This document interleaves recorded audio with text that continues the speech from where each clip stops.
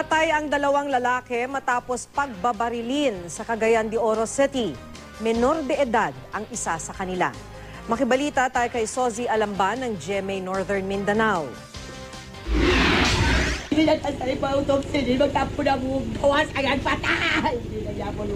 Walang tigil sa pag-iyak ang mga pamilya ng dalawang lalaking nakitang duguan at wala ng buhay sa Barangay Bunbon, Cagayan de Oro City. Pinagbabaril ang biktimang si Pedrick Bacod, 19 anyos at ang isang menor de edad na lalaking 14 anyos. Magkamag-anak ang dalawang biktima at parehong nakatira sa nasabing barangay. Ayon sa lolo ng menor de edad, pasado alas 9 kagabi nang tumambay ang dalawa sa isang tindahan. Doon na raw biglang may dumating na mga lalaking nakasakay sa mga motorsiklo at pinagbabaril ang dalawa. Agad tumakas ang mga di pa natutukoy na salarin.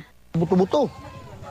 Di kinaog ko. Pag naog na ako nakita si Pedrick na tumba diya sa Tibulas Karsada. Ako nakita daw ang usa ka motor nga dunay angkas, kidutan niya tira. Kaduha na ako makita pagbuto, bang, bang. Nagtamo ng dalawang tama ng bala sa ulo at isang tama sa liig ang menor de edad, habang si Bacod nagtamo ng dalawang tama ng bala sa ulo at 8 tama sa katawan.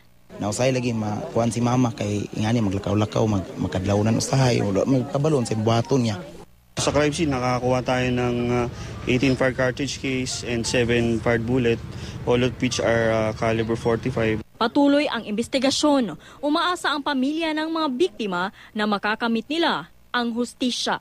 Sozi Alamban, Nagbabalita, Pilipinas.